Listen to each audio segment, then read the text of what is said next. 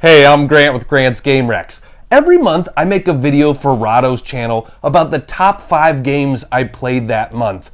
And this month, July 2023, is probably the hardest video I have ever made in this series, okay? I went to 3 playing conventions in July. I went to Gem State in Boise, I went to RageCon in Reno, and I went to Level Up in Connecticut, and I got a chance to play a ton of games, and so many of them were good. It's making my job so much harder. I played 27 games for the first time in the month of July. And normally when I make this video, when I consider the games for this video, I feel like mostly, there's like 7 or 8 real contenders every month, and I can get to my top 5 fairly easily. I know the top 5 that I played that month. It's pretty clear most of the time. Well, this month, I honestly considered 13 games for this video. 13! That's a lot of games. I mean, there were so many. I could make a case for 13 of these games to be in my top 5 of the month. And so it was really hard to get down to my top 5 from those 27 and those 13 out of that 27. So, honorable mention to a few great games here that will not be in my top 5. Shout out to Indiana Jones, Sands of Adventure, a really fun cooperative game that is mostly turn-based, but when enough weight gets into the top of the sand timer, it swings down and becomes a frantic real-time game. Shout out to Pyramido, which is like King Domino, but you build up as well as out. And I might like it even more than King Domino as a welcoming game. Shout out to That's Not a Hat, which is one of the silliest games I have ever played in my life, and leads to a ton of laughter every time you play it. Shout out to Valbara, which is a really great small box set collection game, and the art in it is really cool. Shout out to Feed the Kraken. I played Feed the Kraken at 11 players, and it was incredible. And one of the reasons it's not in my top 5 is I only played it once at that high player count. I don't know how it would play at a lower player count, but if you have a lot of people, it's one of the best social deduction games I've ever played. Shout out to Alliterati. Alliterati is a cooperative word game, and I don't like word games most of the time because they make me feel dumb. I'm terrible at Scrabble, I'm terrible at Boggle, all of those types of things. But making this a cooperative game makes it a word game that I can get on board with because I can get your help. You can do the heavy lifting for me. I'll contribute a little bit, but we're doing it together, and I am riding on your coattails in Alliterati. Shout out to Inside Job, which is a really fun card game. It's like The Crew with trick taking, but with a hidden traitor element. And it plays really quickly and fun. Every time I've played it, I've always played multiple games of it. And lastly, shout out to Everdell Far Shore. I didn't include Everdell Far Shore in this video because it is 90% the same as Everdell, and it doesn't feel different enough for me to put in my top 5. However, it is definitely a better game than base Everdell. They fix some issues, they streamline some things. The changes in Everdell Far Shore make Everdell better.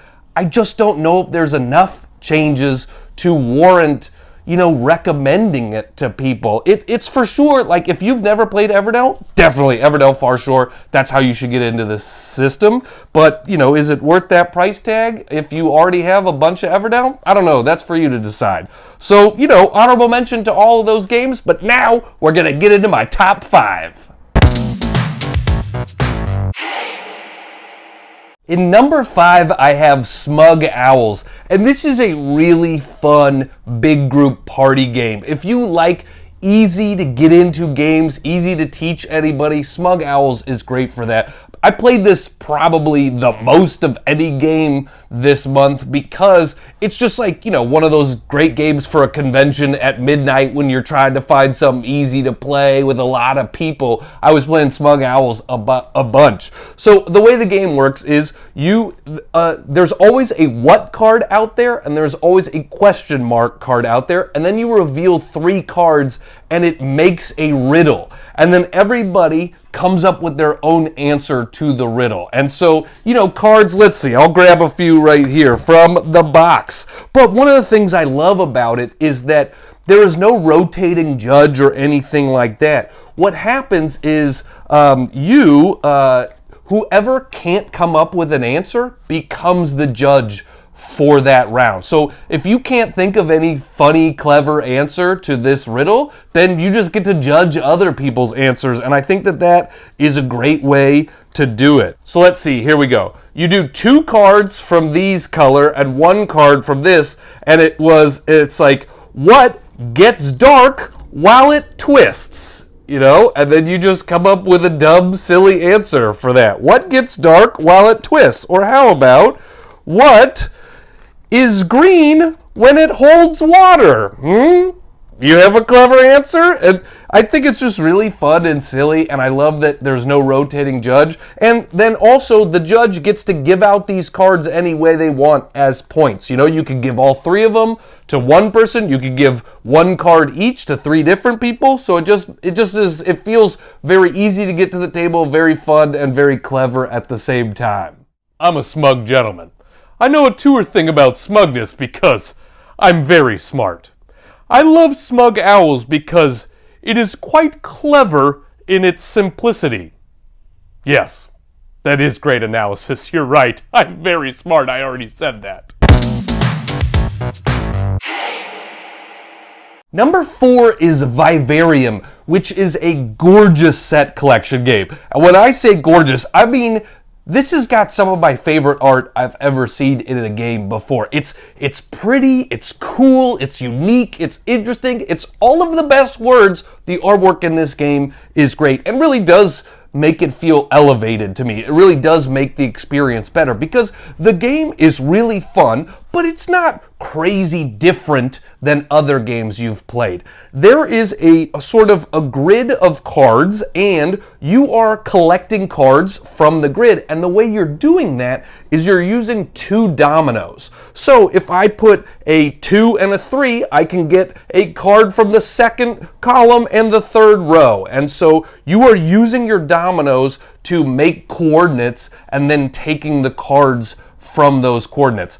It is fun, like the dominoes are like, chunky real dominoes, so that component feels cool in your hand and does make it, feel different than just a basic card game. And there's really interesting set collection stuff too, because you can take these creature cards, which will help you with your set collection, but you can also take equipment cards that will get you special abilities, and you can take scoring cards that will score you for different points. And so, every time I've played this game, I've done a different strategy, right? Based on what cards are available, what can I get to? Okay, I'm going to double down on this. This game, I'm going to really go for that. And so, I feel like there is replayability in that sense because there are different paths to victory. But, again, it's a really good set collection. It plays in 30 minutes, maybe 45. So it's one of those quick strategic games, and it just looks so good on the table. It makes me want to play it. I just want to see this artwork more often. I just want this artwork. I mean, maybe I'm going to put this on my wall or something like that. Maybe I'm just going to pin all the cards to my wall after I feel like I've done playing it, I like looking at it that much. Oh, that's rad. You like the art in that game, man. I love hearing that. Yeah, that art is tight. What's that? No, I didn't paint it myself. I'm just an eccentric artist. I love art, man, and I love that you appreciated that art, I could spray paint that art for you. You want me to put some spray paint on the art? No? You think that would ruin it? I mean, okay, I think it'll enhance it, but, it's your game. My number 3 is Rauha from Grr Games, and I would like to show you my current box of this game thanks to TSA. Wow, a bunch of different stuff is gone wrong here, huh? Yeah, we take care of your items so well at TSA because we care. I've never had a box as messed up as this from traveling. And I legitimately considered not including it in this video because I was like, I can't show this box on camera. It looks awful. But that's how much I like the game, because it's not about the box, it's about what's inside the box, and thankfully what's inside the box didn't get messed up, and I love this game. Alright, it is a really fun, puzzly game, and it's one of those games, like, if you like thinky, puzzly games but play in an hour, then this is great for that. You're basically drafting cards and then adding them to your grid. And if you can get all of the same symbols in a row or a column, you get special benefits. And then when every round tracker hits the corner of your board, you get to fire off your engine. And it's really satisfying. I really like the engine building in this game because there's a lot of different paths to go. There's a lot of different things you can do, and it's a fun mechanism to go, okay, the round tracker hit this corner, and then it hit this corner, and then it hits this corner. So you're planning for that. How can I add more spores to my board, because spores are going to make those cards fire again. There's just a lot of different interesting stuff with the engine building in the game. And like I said, it plays very quickly, but it still has a lot of depth of strategy. So this is one that, like, I love games that play in an hour and still have a decent amount of thinkiness. And if you like those as well, then this one is for sure worth checking out, even though none of us know how to pronounce the name correctly. Okay, we're all getting it wrong. We're all getting it wrong, and it's just gonna happen. As a TSA agent, my job is very stressful. It's literally life and death. So to help cope, I like to go through about 1 in every 4 bags and just really mess up something in there. You know, really just tear up a personal item or something like that. It just helps me get through the day. You know, not only does it help with the stress, it gives me a little chuckle. You know, gives me something to look forward to waking up in the morning. You know, it can be kind of anything. I love getting rid of shampoo bottles, but if you have a personal picture in there or something like that, boy, I'm tearing that in half. This guy says I tore up his game. So what? It was a game, okay? Get over it. What was the game even called? Rauha? Rauha? Yeehaw? No, that doesn't seem right. What was it called? Raw. Let's call a meeting. We got to get to the bottom of this. My number 2 is Oros from Ash Games. Whereas Rauha was like a casual puzzle game, Oros is like a break-your-brain puzzle game. But I mean that in a great way. There's a lot of thinkiness in this game. You know, it's not the quickest playing game, because you are definitely going to be sitting there trying to figure out and work out what you're doing. And most of the time, I like games that play quicker than this, but the puzzle and what you're doing is so interesting and unique. I don't care. I want to play this for 2 hours. It's fine for me to have that longer play time because I'm engaged the entire time. What you are doing is you are moving tiles around, trying to smash tiles together, and then that makes a bigger tile. And if you can smash 2 4s together, you create a mountain, and then you can build temples on mountains, and that's the main way to get points in this game. So you are trying to rotate tiles. Okay, if I can make this 3 hit this 1, then that becomes a 4, and then the next turn I can try to get that 4 up to hit that 4 to make a mountain. And it's just, you know, that puzzle is really interesting. The board's just always shifting around, and you're always trying to figure out how to rotate and shift and move things to your advantage. The other really cool thing about the game is you are raising your wisdom caps. There are a bunch of different, almost like tracks in the game, and each of those tracks start with a basic special ability. But as you do things, you can raise your wisdom, and that gets you better and better special abilities for that action. It is like, your action is like journey 1, but if you raise the wisdom, you can journey 2, and that means you can move your meeple 2 spaces. Maybe you can journey 3. Maybe you can journey through water. Having an edge with water doesn't matter for you anymore. And so you are basically raising the actions, but you're not raising the special ability. You're raising the special ability of the action, but you're not doing it for a specific meeple. Instead, you are doing it for that action type. And then you can still put meeples anywhere on that stuff. And that's really interesting. A lot of times I feel like we are increasing the value of the character or of the meeple. We're not just making that action better. And in this game, you are raising wisdom caps to make each action better. And that also adds a lot of replayability to the game because you can't do everything. You're not going to raise the wisdom for every action, and so you have to sort of specialize in 2 or 3 things, but maybe the next time you play, I'm going to focus on this thing instead. And so there's a lot of different avenues to explore in the game. Again, I would say my plays of it have been like 90 to 2 hours. But if you like puzzly, thinky games, then Oros is one of the best ones I've played like that. Oros is great because it's really puzzly, and I love puzzles. You know what my favorite puzzle is? How to make you my friend. I've got charts and graphics. I'll figure out the solution to the puzzle one of these days. And my number 1 game of the month was Rauha from 25th Century Games.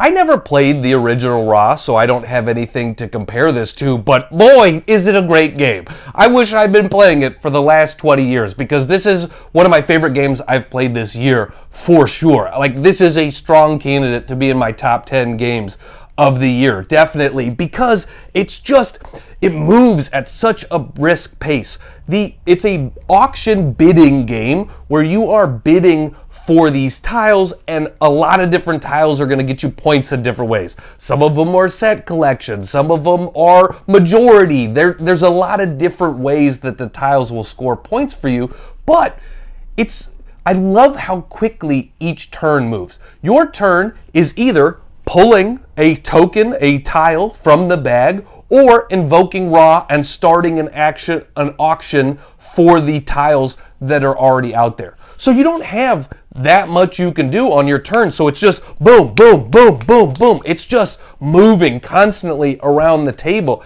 And yet it still has a lot of strategy and a lot of tough choices, because every time an auction starts, you're like, oh man, I want some of this stuff, but is it worth going for it? I don't know. Maybe something better will come up later, but maybe something won't come up later. So is it better to just get something now? And so there's constantly tough choices in the bidding.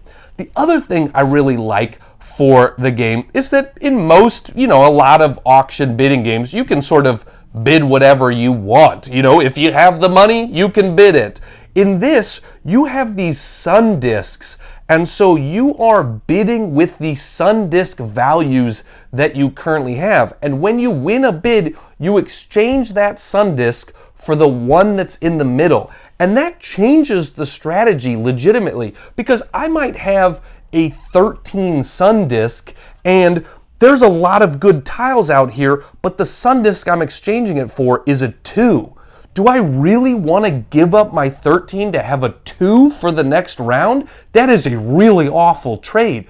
So maybe I'll pass on this auction and I'll bid for something that isn't quite as good in the tiles, but it's still good, and get a 10 in exchange later. Maybe I'm going to hold my 13 until my exchange is better. So that math, that decision, it always comes into play in this game, and I feel like makes it different than other auction bidding games. I like it more than most auction bidding games because you can see what people have available, and you can go, okay, I know I'm going to lose something to that person if they want to be in the auction, so maybe I wait until they've used their higher one. Maybe I wait until this is a bunch of tiles here they don't really care about to use mine. It's just, I don't know. It's a really, really awesome auction bidding game. The production value is also really incredible. 25th Century Games did a great job. And I even have the retail version, and the retail version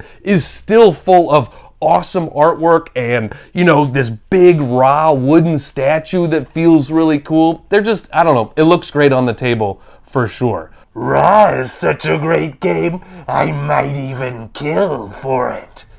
What does Ghostface have to do with Rauha, you ask? Nothing! Grant purchased this mask for another video and wants to get his money's worth.